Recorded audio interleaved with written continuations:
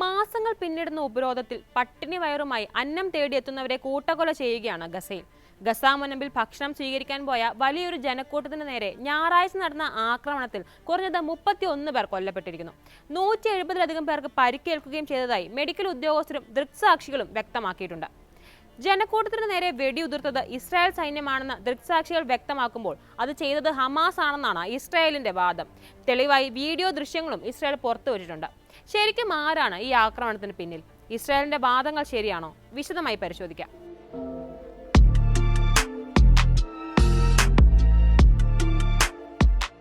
റഫായിലെ Israel പിന്തുണയുള്ള സഹായ വിതരണ കേന്ദ്രത്തിൽ നിന്ന് 1 കിലോമീറ്റർ അകലെ വെച്ചാണ് വെടിവയ്പുണ്ടായത്.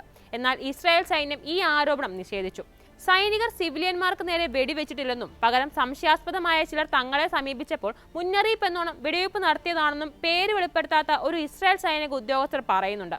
ഇതിനിടെ മുഖംമൂടി ധരിച്ച ആയുധധാരികൾ സഹായം ശേഖരിക്കുന്നവർക്ക് നേരെ വെടിയുതിർക്കുന്നതിന്റെ ഡ്രോൺ ദൃശ്യങ്ങൾ ഇസ്രായേൽ സൈന്യം പുറത്തുവിട്ടിട്ടുണ്ട്.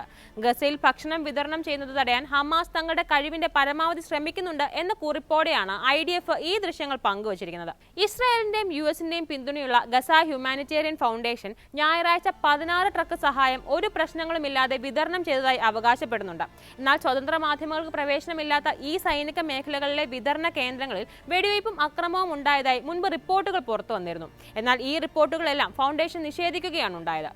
റഫായിലെ ഈ സഹായ വിതരണ കേന്ദ്രം പ്രവർത്തനം തുടങ്ങിയിട്ട് ഒരാഴ്ച മാത്രമേ ആയിട്ടുള്ളൂ. ഇവിടെ നടന്ന ഏറ്റവും മാരകമായ ആക്രമണമാണ് ഞായറാഴ്ച ഉണ്ടായത്.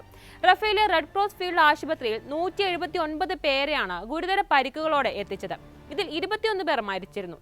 വെടിയുണ്ടയോ ഷാംഡനോ മൂലമുള്ള പരിക്കുകളാണ് എല്ലാവർക്കും ഉണ്ടായിരുന്നത്. എല്ലാ രോഗികളും സഹായ വിതരണ കേന്ദ്രത്തിലേക്ക് പോകാൻ ശ്രമിക്കുകയായിരുന്നു എന്ന് റെഡ് ക്രോസ് പറയുന്നുണ്ട്. ഇത് ഒരു ദുരന്തമാണെന്ന് സിൻഡി മക്ഗെയിൻ ABC ന്യൂസിനോട് പറഞ്ഞു. സഹായ വിതരണം മരണക്കെണിയായി മാറിയിരിക്കുന്നുവെന്നാണ് UN ഏജൻസി തലവൻ ഫിലിപ്പ് ലസാരിനി പ്രതികരിച്ചത്.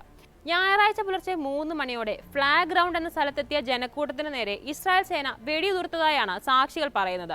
നാവിക യുദ്ധക്കപ്പലുകൾ, ടാങ്കുകൾ, ഡ്രോണുകൾ എന്നിവയിൽ നിന്ന് എല്ലാ ദിശകളിൽ നിന്നും വെടിവയ്പുണ്ടായതായി അമർ അബു തൈബ എന്നയാൾ പറയുന്നു.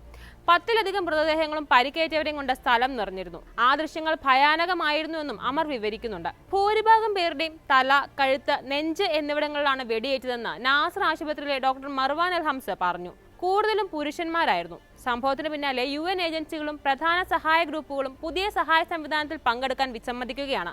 ഇവ മാനുഷിക തത്വങ്ങൾ ലംഘിക്കുന്നുവെന്നും UN ഹ്യൂമാനിറ്റേറിയൻ ഓഫീസിന്റെ ജോനാഥൻ വിറ്റാൾ പറയുന്നു. ഹമാസ് സഹായം തട്ടിയെടുക്കുന്നുവെന്ന് ഇസ്രായേലും US-ഉം ആരോപിക്കുകയാണ്. എന്നാൽ ഇതിന് വ്യക്തമായ തെളിവുകൾ ഇല്ല എന്നും അദ്ദേഹം ചൂണ്ടിക്കാട്ടുന്നുണ്ട്.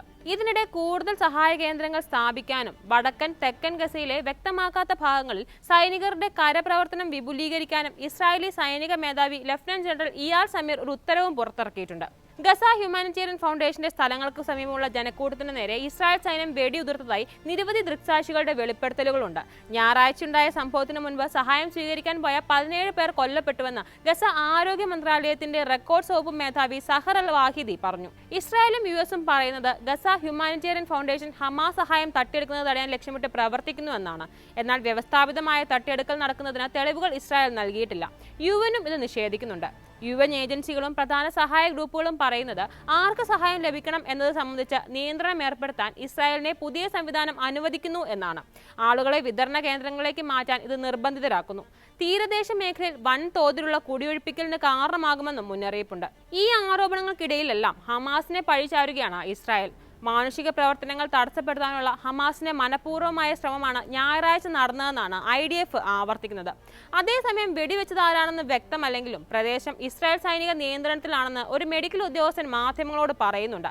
ഇസ്രായേൽ ആണെങ്കിലും അവർക്ക് വേണ്ടി ജോലി ചെയ്യുന്ന ആളുകളാണെങ്കിലും സംഭവത്തിന് ഇപ്പോഴും ഉത്തരവാദികൾ ഇസ്രായേൽ തന്നെയാണെന്നാണ് ഇദ്ദേഹം കൂട്ടിച്ചേർക്കുന്നത്.